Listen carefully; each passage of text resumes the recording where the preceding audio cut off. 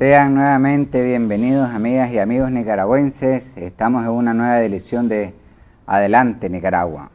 El día de hoy, en esta reflexión, nos ocupa un instrumento que ha sido puesto una y otra vez sobre la mesa, una y otra vez sobre las medidas de presión, que es el paro nacional. Habíamos señalado en los momentos anteriores que los paros parciales ya realizados hasta ahora han tenido consecuencias y han tenido resultados. Como resultado tenemos de que ha sido posible sentar al gobierno a una mesa de diálogo y a buscar una salida negociada en el marco de una nueva cultura de paz. Como consecuencia también se han señalado que hemos tenido caídas de ingresos en las familias vulnerables y pérdidas de empleo en las familias vulnerables, así como grandes costos en exportaciones en la economía nacional y la del Estado en particular. También se señaló que la naturaleza de la economía nacional actual, moderna, más abierta, más interdependiente, más intervinculada, las consecuencias ahora son más sistemáticas y más impredecibles. Necesitamos soluciones, necesitamos diálogo, necesitamos una cultura política que nos permita una salida sin que esto nos lleve al borde a toda la sociedad nicaragüense. Necesitamos en esas soluciones más eficaces también soluciones menos costosas. ¿Qué nos podría decir, doctor Murillo? ¿En qué otras alternativas podríamos tener para empujar esta nueva cultura política de diálogo? Bueno, yo creo que en este contexto debemos de hacer una transformación, ¿verdad? Y en transformar lo que es el llamado paro nacional en un proceso de negociación, de diálogo, porque es una cosa, digamos, un poco diferente. Yo, desde mi punto de vista como ciudadano, cuando veo, ¿verdad?, el llamado diálogo, a mí se me vienen a la mente dos cosas muy sencillas. Uno, una falta de voluntad política de ambas partes, en el sentido de que cuando están sentados en mesa, prácticamente hay un impasse y comienzan a incluso insultarse. Eso no contribuye a nada. Y lo otro, creo que debajo de la mesa hay otras negociaciones en el cual la mayor parte de la población no estamos incluidas. Entonces, ¿qué es lo que sucede? De que yo creo que si queremos salir de este embrollo en que estamos, debemos en este caso ser adecuados, consecuentes y buscar cómo generar, digamos, una transformación. Es decir, esta economía prácticamente en estos 50 días ha retrocedido unos 20 años y va a necesitar unos 30 años más para recuperar el punto donde estábamos. Entonces yo diría de que prácticamente pensemos en la pobre gente, es decir, esta es una economía relativamente pequeña, el 70% de la población está en niveles de pobreza, pobreza extrema, es una economía pequeña, bastante informal, el 80%, ¿verdad?, de informalidad, y que la pobre gente vive el día a día. Yo tengo, por ejemplo, una ex compañera de clase, estudiamos juntos, que prácticamente perdió todos los ahorros que tenía porque ella colocaba productos de belleza en las comerciantes que estaban en el mercado de artesanías de Masaya. Y prácticamente esa gente perdió todo y por ende eso viene, digamos, una cadena. Hay un elemento que también creo que no se ha hablado mucho y es la llamada desobediencia civil que viene, digamos, aparejado. Yo creo que hay que hacer una diferenciación. Se llama, digamos, paro nacional cuando hay una paralización total y completa de las actividades económicas y uno de los actores es el sector privado, que dicho sea de paso no se ha pronunciado al respecto, ¿verdad?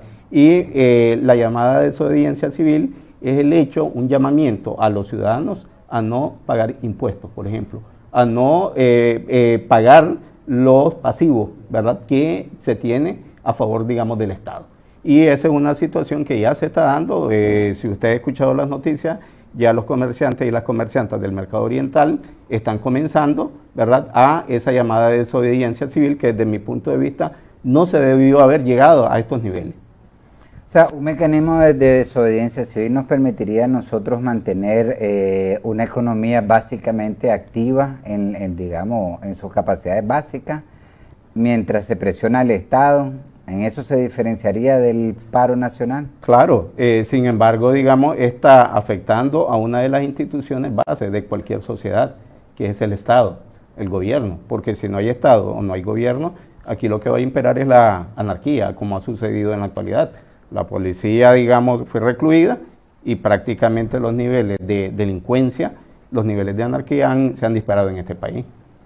O sea, también necesitaríamos entonces reorganizar las decisiones que han sido tomadas dentro del mismo gobierno, demandados por algunos sectores de sociedad para resguardar también esos mecanismos de seguridad, por ejemplo. Claro, y eso se debe de resolver en la mesa de diálogo, en la mesa de negociación, que dicho sea de paso, creo que hoy la conferencia episcopal, en conjunto con el señor presidente, tienen una plática y yo espero que prácticamente reanuden las conversaciones, porque prácticamente esta economía ya no aguanta más. La mayor parte de la población está, digamos, sufriendo las consecuencias sin tener culpa de algunos errores políticos que se han cometido en este país. Necesitamos acortar tiempo, o sea, sí, no solamente un diálogo, sino acortar tiempo en la salida de la crisis. Eso es lo que estoy entendiendo, ¿es correcto? Así es. Ok. Si nosotros revisamos la experiencia pasada en el momento anterior del diálogo, vimos uno de los temas que lo tocamos con el doctor Fanor Avendaño, que sí, fue la cuestión de la legitimidad y de cómo reconstituir y reconstruir la legitimidad. Y él señalaba este tema de hacer las elecciones, digamos, más rápidas, ¿verdad? Es decir, se hace una salida a un adelanto de las elecciones, exactamente. Ahora, el otro problema que nosotros tendríamos, y yo creo, y hasta el momento no he conseguido, digamos así como una respuesta de cómo plantearlo, es de que en el proceso anterior lo que se colocó de la mesa por una agenda política muy, muy grande, era una agenda casi que era una constituyente. ¿Por dónde creería usted que tendría que reducirse la agenda? ¿Qué tanto tendría que reducirse la agenda para, y ese es el otro punto de la charada, para no hacer un cambio lineal, para no hacer un quítate tú para ponerme yo? Porque al final sabemos que lo que está de trasfondo en este colapso o en esta situación de crisis, porque como decía el Fanor de año, no hemos llegado todavía al colapso. ¿Cómo podemos hacer una salida que constituya la legitimidad, pero al mismo tiempo vaya resolviendo las debilidades constitucionales e institucionales que nos trajeron a esto? Bueno, yo creo de que debemos de ser verdaderos y debemos de hablar con la verdad. A ver, yo recuerdo de que en varias ocasiones lo he hablado con Néstor, ¿verdad? Y uno de los mayores problemas que nosotros tenemos acá en Nicaragua es de que hacemos parches económicos, políticos y constitucionales. Voy a hablar, digamos, primero de la parte económica y después de la parte política, si se quiere. A ver, nosotros como economistas siempre hemos mantenido acá de que se debe de hacer una reforma tributaria y una reforma fiscal de carácter estructural. Pero ¿qué es lo que sucede? De que en la actualidad eso no ha sido posible. A ver, voy a, digamos, a dar un dato. Antes del año 2006, las inversiones extranjeras directas no eran ni 400 millones de dólares, pero llegaron a 1.500 casi, antes de esta crisis. Bueno, ¿y cómo se da eso? Bueno, se da como producto de que dentro de los parches de las reformas tributarias se le dio un pedazo del pastel bastante grande al sector privado en forma de subvenciones, subsidios, y prácticamente lo que hizo fue castigar a la mayor parte de la población que no tenía recursos, digamos, para sobrevivir. Entonces, desde el punto de vista económico, yo creo que hay 2 o 3 elementos que siempre se ha puesto en el tapete que habría que tener cuidado: la reforma fiscal y la reforma tributaria, poner mucho énfasis en el régimen cambiario.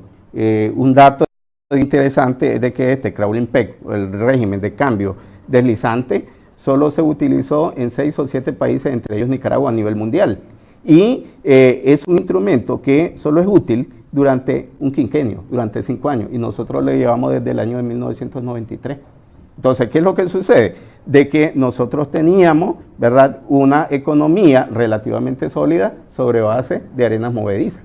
¿Por qué? Porque prácticamente teníamos un tipo de cambio que se fue deslizando al 12, al 9 y luego al 5% sobre una base que prácticamente estaba basada en la cooperación internacional de derecho y de izquierda, que prácticamente cuando se agotó, ¿verdad?, con los CAFTA o con los acuerdos de asociación y con la retirada de la ayuda de la cooperación venezolana a este país, comenzó en este caso a tratar de ver soluciones, pero estas soluciones estaban basadas en una infraestructura, en una superestructura relativamente débil, ¿verdad? Es decir, ¿cómo es posible que cerca del 30-35% del nivel de recaudación se ve en forma de subsidio?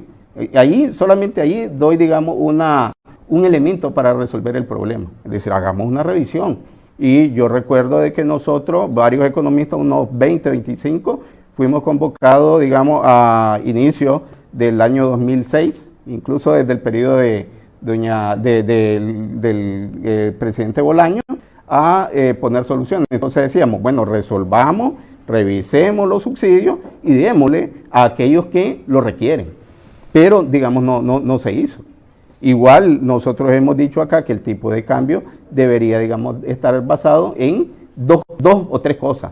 Una infraestructura y una diversificación productiva adecuada. Este país, ¿saben cuánto basa el 85% de las exportaciones? Que no llegan ni siquiera a 270 millones de dólares en 17 productos. Y nosotros importamos hoy 6.000 millones de dólares. Entonces, es decir, estábamos en una bonanza. Éramos el país con mayor nivel de dinamismo a nivel latinoamericano, el primero a nivel centroamericano. Éramos el país que supuestamente teníamos seguridad ciudadana, pero prácticamente cuando se van los recursos y tenemos que resolver con lo que nosotros deberíamos de contar, prácticamente allí comienzan a castigar, y aquí viene la parte política, y hacer, digamos, reformas. Mucha gente me ha preguntado en la calle si el problema fue social. Yo diría que no. Esto es como una olla de presión. Es decir, se hicieron una sumatoria de problemas sociales que en determinado momento ese fue el detonante. Pero ahora, hoy por hoy, esta crisis no es el seguro social, que dicho sea de paso, es uno de los elementos, una vez estabilizada la situación, se debe resolver. Doctor Murillo, usted con su reflexión nos coloca en una encrucijada que yo creo que se habla muy poco en este país, y es la decisión de una visión de país para todos y todas los nicaragüenses. Sobre estas preguntas y estas reflexiones volveremos en el siguiente segmento.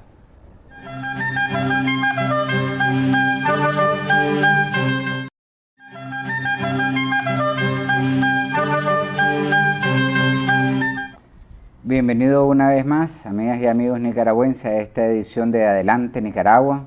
Estamos con el doctor Murillo pensando y repensando qué salidas, qué pasos, para dónde ir y cómo ir.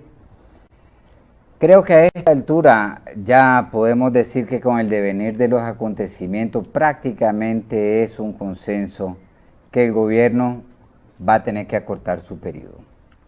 Hay un problema de legitimidad, de legalidad y de reconocimiento que se hace necesario una salida donde todas las partes estén de acuerdo y puedan expresar eso de ahí.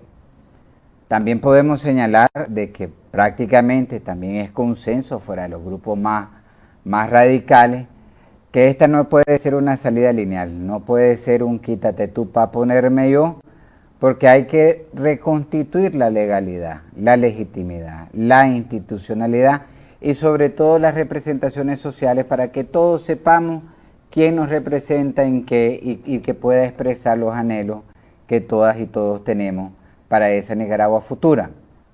El doctor Murillo, sin embargo, nos ponía a nosotros sobre la mesa un tema que pocas veces se ha tratado en los últimos 30 años posiblemente, que es la necesidad de una visión de país. No una visión de país idealizada, de cuento de hadas, sino una visión de país real, posible, en el marco de los recursos que tenemos, de las capacidades que tenemos, y que sea capaz de orientar los procesos de diálogos políticos que nos den esa paz duradera que tanto estamos anhelando. Y además, que nos permitan orientar los recursos para que vayamos siendo un país cada vez más comunitario, un país cada vez más incluyente y un país cada vez con mejores condiciones de vida para todas y todos. Entonces, doctor Murillo, ¿qué nos podría decir a usted, basado en las experiencias pasadas, o tal vez comenzamos con las experiencias pasadas, de estos esfuerzos de crear una nación de país? Bueno, yo creo que todos los países a nivel mundial exitosos en la actualidad han basado el éxito en dos cosas. En primer lugar, en una institucionalidad sólida y en segundo lugar, una visión de país. Es decir, todo con un esfuerzo para mejorar las condiciones de vida de la población. Dicho esto, en el caso de Nicaragua han habido por lo menos 3 intentos. El problema es de que no ha trascendido como producto de la débil cultura política esa visión de país. El gobierno de doña Violeta prácticamente no planteó una visión de país desde mi punto de vista. Quizás estoy equivocado.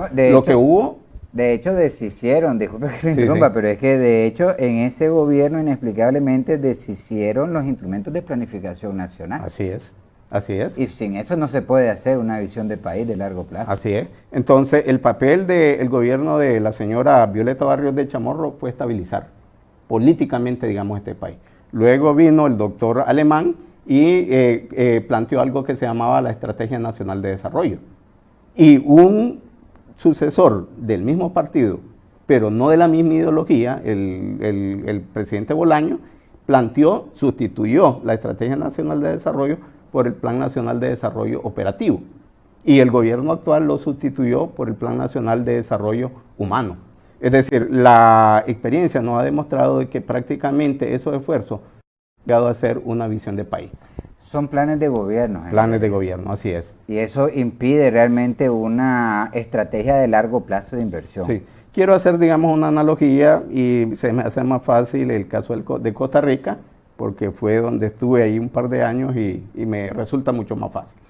A ver, en el caso de Costa Rica, ellos tuvieron que pasar 40 años, ¿verdad? Crearon una institucionalidad y establecieron un plan nacional de desarrollo basado en 3 elementos, ¿verdad? Fundamentales. Luego de que tenían esa institucionalidad, ellos comenzaron, en este caso, uno de los mayores problemas era la parte, digamos, económica. Y entonces comenzaron a crear algunos sectores nacientes, por ejemplo el turismo. El turismo, ¿cómo es posible que en el caso de Nicaragua nosotros no exportemos en servicio turístico ni siquiera 450 millones de dólares y ellos producen 3.500 millones de dólares? Lo otro, las llamadas maquilas, pero no cualquier maquila, era una maquila de segunda generación, Intel, ¿verdad? Y lo otro, ellos resolvieron el problema que nosotros nos ha durado casi 5 décadas, el problema de la energía eléctrica, con inversión de 2 plantas hidroeléctricas que los hizo tener autosuficiencia casi en el 80%. Entonces, con esa visión, ellos comenzaron y plantearon un elemento.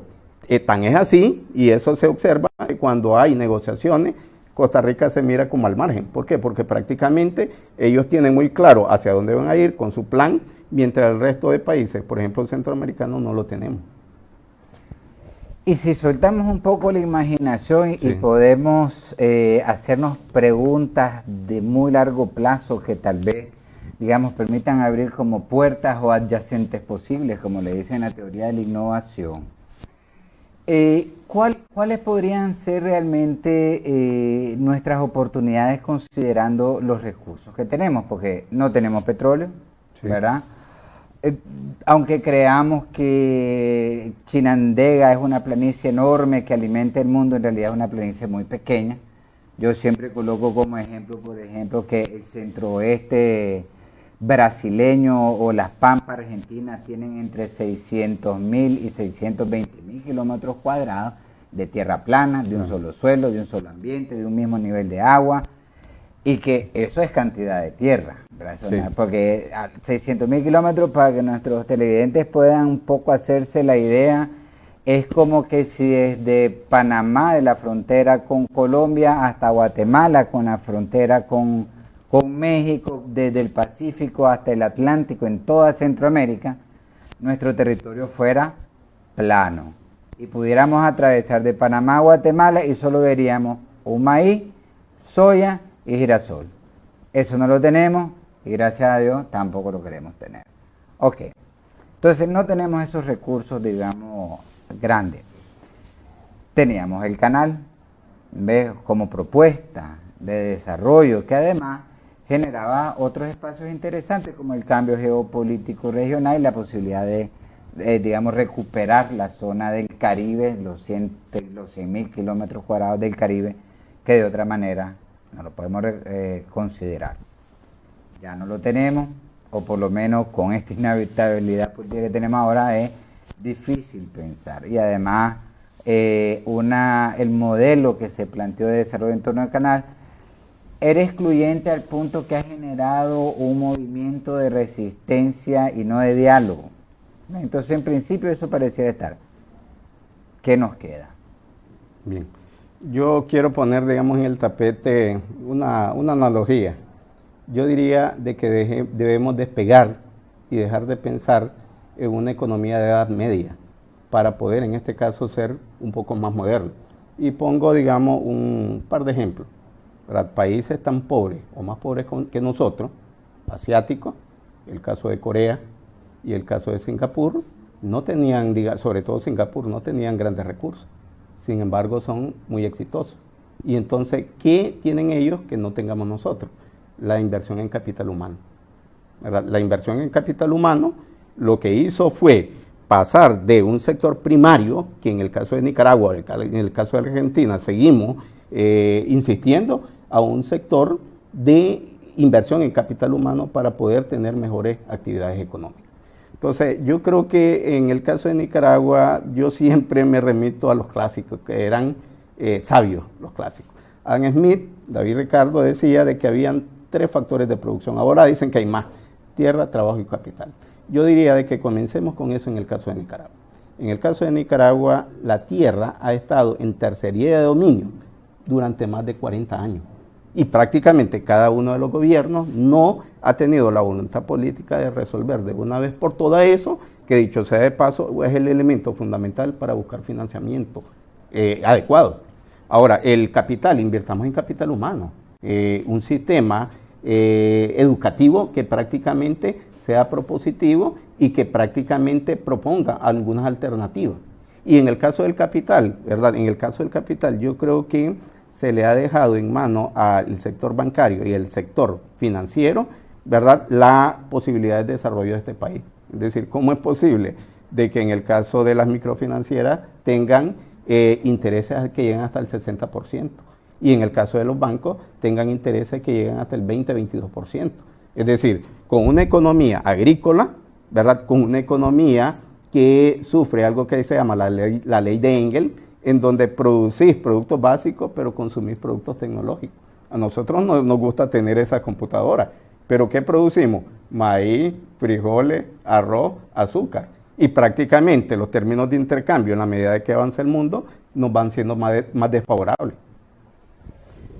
Ok, entonces volvemos al tema de la formación del recurso humano como el corazón, que además es el que nos va a garantizar un recurso humano ciudadano con una cultura política actuante, y no solamente política actuante, sino un recurso humano que va a buscar preservar su seguridad democrática, ¿verdad?, que es lo que todos queremos que alcanzar más adelante. Entonces, si el tema es la formación de recursos humanos, ¿ve? Y de hecho ese fue todo el sudeste asiático, ese fue su éxito. En el caso de Corea del Sur, por ejemplo, sí, se señala de que la formación del recurso humano estuvo permanentemente orientado a las metas del Plan País y Visión de País, que comenzaba con este tema de, digamos, de desarrollo tecnológico. Bien, entonces, si nosotros vamos a entrar en el tema de la formación de recursos humanos, es para dónde, en qué paso y cómo llegar ahí. Pero para esta pregunta vendremos en el siguiente segmento de Adelante Nicaragua.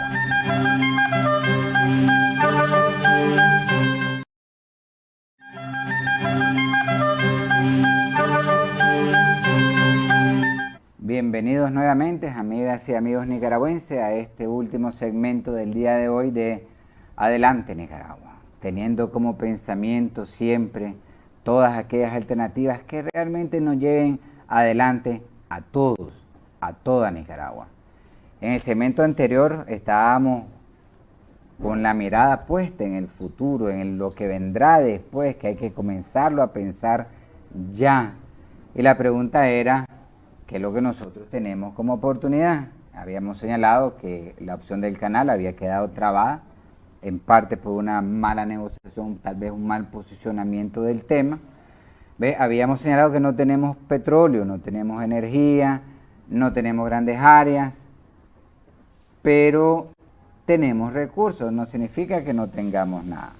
También habíamos oído y habíamos hablado y habíamos reflexionado en el segmento anterior que la estrategia de inversión y orientación de los recursos humanos y la formación de los recursos humanos es la gran diferencia de países que en 1960 eran agricultura primaria, pobres como la nuestra, y que hoy son grandes jugadores en la esfera internacional, en el comercio internacional y en la tecnología. Exactamente. Entonces, la Alianza por el Derecho Humano a la Alimentación, una cuestión que ha señalado ellos como un rescate de la ruralidad que quieren traer, es que ellos dicen que sí tenemos tesoros, que los tenemos a la vista y que no los estamos viendo. Por ejemplo, tenemos biodiversidad.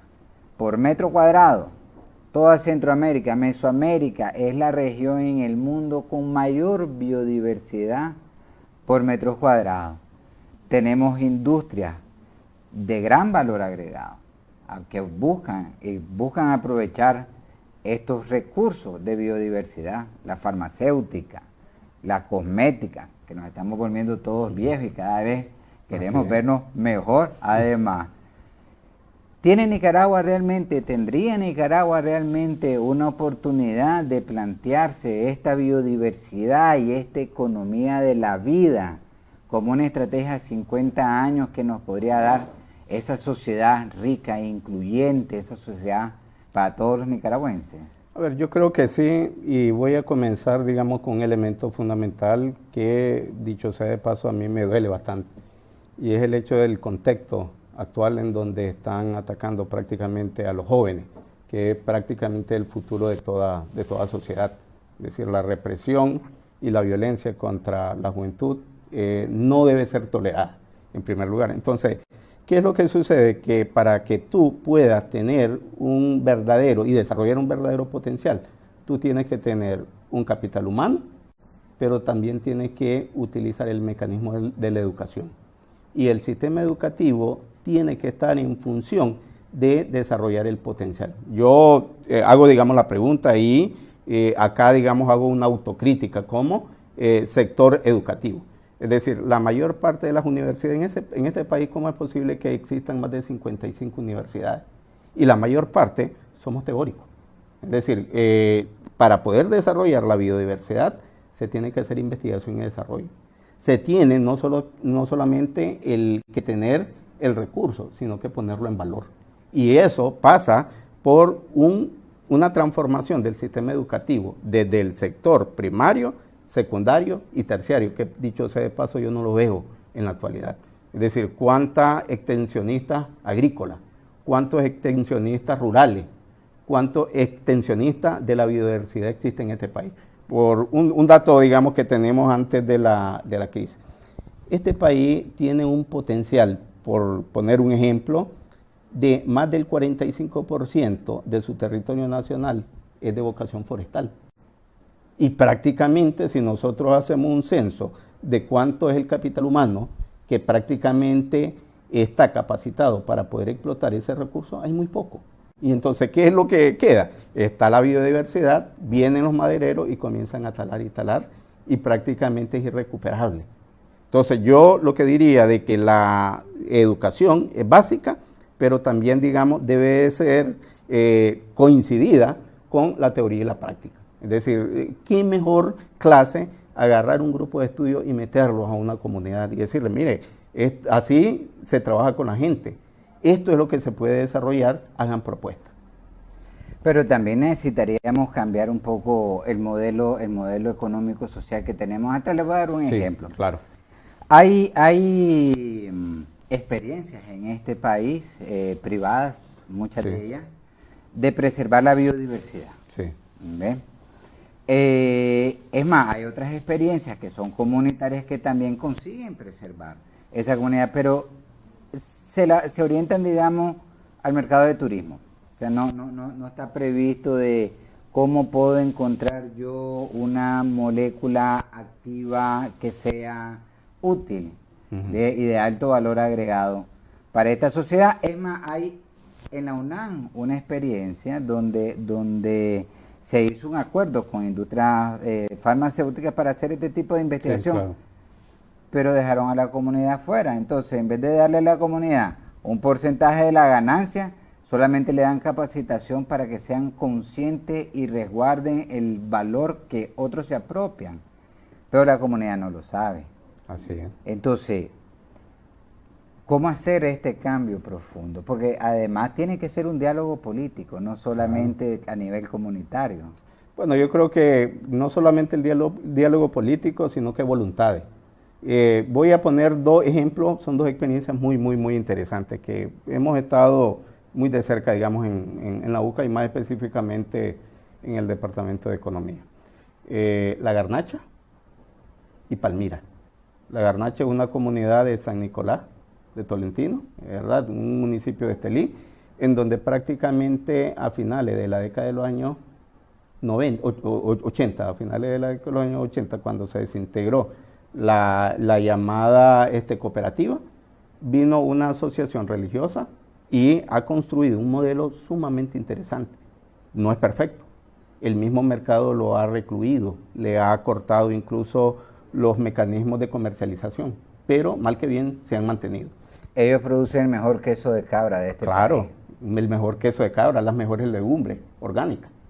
Y la otra experiencia, que no sé si la conoce, es Palmira, una comunidad de Totogalpa, una comunidad relativamente pobre, en donde IMPRU desarrolló, digamos, compró una finca de unas 50 manzanas, colocó a gente pobre y desarrolló todo un modelo ecoagroturístico. Y sumamente interesante, la comunidad participa y se puede desarrollar. El problema es prácticamente la voluntad de los intereses de buscar cómo ayudar, digamos, a esa gente. Por ejemplo, nosotros hemos hecho en esas comunidades diagnósticos territoriales. Y esos diagnósticos territoriales se les hemos dado a la comunidad se lo ha dado a la autoridad edilicia, pero prácticamente se ha quedado casi en papel mojado. Y tenemos en este caso algunas propuestas concretas que podrían, digamos, ser útiles. Es decir, en este país no pensemos de que la solución va a seguir atrayendo maquila, va a seguir siendo, digamos, atrayendo esos grandes hoteles, que dicho sea de paso, Costa Rica no se desarrolló en el sector turístico con las grandes cadenas hoteleras. Se desarrolló con un modelo de desarrollo turístico relativamente pequeño, con un mecanismo de financiamiento y un mecanismo fiscal de incentivos que prácticamente desarrolló, atrajo a la mayor parte de pensionados de los países desarrollados, le dio el 30% de perdón, llamémosle así, de su impuesto sobre la renta y prácticamente ellos pueden vivir, ¿verdad? El problema es cuando los territorios son copados por estas grandes transnacionales que prácticamente te excluyen. En el caso de Nicaragua ya tenemos algunas experiencias, Guacalito de la Isla, el Rancho Santana, que prácticamente nos han excluido a la mayor parte de nicaragüenses de gozar de esas riquezas naturales. Entonces podríamos decir que en eso que vendrá el tema de una visión territorial, gestión de conocimientos con estudio, formación constante y aplicada a los objetivos, el tema de una economía incluyente son fundamentales. Así es. Yo haría, digamos, una pequeña reflexión en función de la cultura política. Olvidémonos todos los nicaragüenses, yo creo que la mayoría tiene este pensamiento, olvidémonos de las políticas asistencialistas. Es decir, al nicaragüense, si tú le das las condiciones al pequeño, es innovador. Es decir, buscar cómo incentivarlo y buscar cómo mejorarle la productividad. Es decir, ya dejemos de subsidio, que dicho sea de paso, no es el pequeño el que busca el subsidio. La mayor parte es el grande. Y prácticamente el grande lo que hace es obtener esos recursos y se los lleva afuera. Yo estoy ahorita, digamos, bastante asustado con algunos datos. Un colega hizo un cálculo, ¿verdad? No lo hice yo. Y agarró, por ejemplo, los depósitos que tiene el sistema financiero desde la crisis, desde el 18 hasta este mes. Y solo en un día, ¿verdad? En un día del 30-31 de marzo a junio, se disminuyeron los depósitos en más de 30 millones de dólares. Y en 5 días, en 94 millones de dólares. Entonces, ¿a dónde está fluyendo esa plata? Hay mucha gente que se está yendo y esa es una de las afectaciones que va a tener esta crisis, ya la está teniendo, la migración. Es decir, y los que migran no son los tontos, los que migran son aquellas personas que tienen una visión y que pueden sacar adelante un país. En el caso de Costa Rica, hay algunos estudios de Flaxo que han demostrado y que prácticamente una parte, un tercio por lo menos del Producto Interno Bruto de Costa Rica es producto de la actividad económica de mano de obra nicaragüense. Se va la mano de obra, les recoge la cosecha, ¿verdad? Y logran generar una economía más dinámica que la nuestra incluso.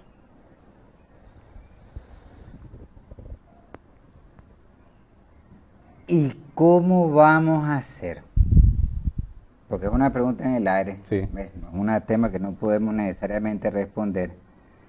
¿Cómo vamos a hacer para pensar todos en un futuro compartido?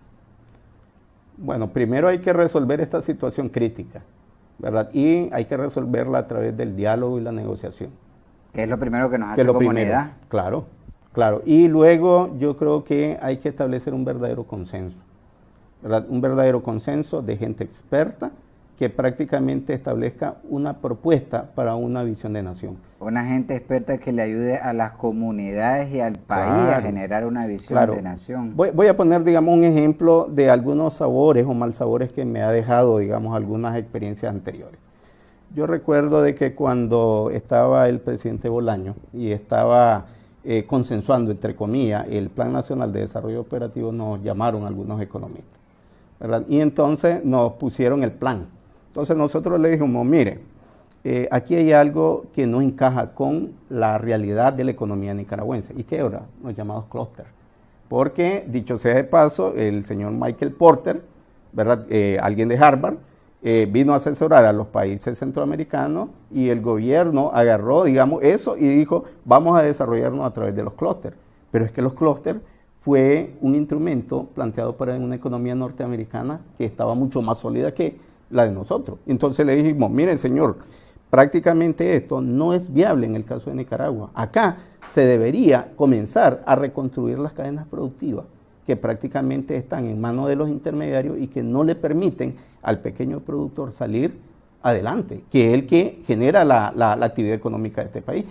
Eso plantea que un sistema de inteligencia de mercado que sea incluyente sería un instrumento estratégico también. Sí, claro, no solo el instrumento de mercado, aquí necesitamos expertos laborales, expertos en política fiscal, expertos en política monetaria, ¿verdad? Y una población educada. Educación, educación más educación. Como dicen los chinos y como han mostrado tener éxito los chinos. Sí, cualquier modelo económico sin educación no sirve para nada. Pero además una educación útil, porque hay algunos estudios que se han hecho a nivel latinoamericano que han señalado que la educación en América Latina y en Centroamérica no tiene necesariamente una correlación entre el aumento de años estudiados y la mejoría de los ingresos percibidos. Y en algunos casos, algunos de los estudios llegan inclusive a cuestionar el valor de los estudios en sí. Pero en realidad lo que estarían cuestionando es la utilidad de esos estudios a la falta de una visión de país para toda la comunidad, para toda la sociedad. Claro, el problema es de que la educación y sobre todo la terciaria, ¿verdad? La universitaria, se ha vuelto un negocio, ¿verdad? Y yo creo que tenemos que ser responsables, sobre todo como educadores, y buscar cómo formar un recurso humano que vaya a ayudar, digamos, al país. Es decir, si aquí en este país no tenemos un cambio de valores, un cambio de visiones, no vamos a salir adelante. Necesitamos un cambio profundo en nuestra cultura en general, entonces no solamente en nuestra cultura económica, política, sino también en nuestra cultura económica, en nuestro sistema educativo. Grandes son los retos entonces. Claro, y el mecanismo adecuado son los instrumentos de carácter político, es decir, las elecciones, ¿verdad? Es un espacio en donde nosotros, de acuerdo al contrato de Rousseau, vamos a designar a algunas personas que van a dirigir un país, pero de manera responsable. Que dice la nueva cultura política que tienen que ser representantes y no políticos. Así es. Bueno, amigos y amigas nicaragüenses, hemos llegado a un final de edición nuevamente, con grandes preguntas y grandes retos a futuro realmente, porque... Más preguntas que respuestas. Más preguntas que respuestas realmente, claro. Porque no es solamente la salida del corto plazo, es que si queremos una salida de largo plazo, vamos a necesitar una visión compartida, vamos a necesitar un pacto político profundo para una nueva sociedad. Esa nueva sociedad que todas y todas esperamos que comience a construirse hoy a las 3 de la tarde, que por lo menos se ponga la llave en el cerrojo. Ojalá. Para poder encontrar una salida de hermanos. Porque como señalaba don Manuel, hoy antes de entrar al programa, solamente amando al prójimo se puede encontrar a Dios. Y el prójimo es todos los que estamos juntos en todo esto, todos siendo comunidad. Muchas gracias, doctor Murillo. Muchísimas gracias.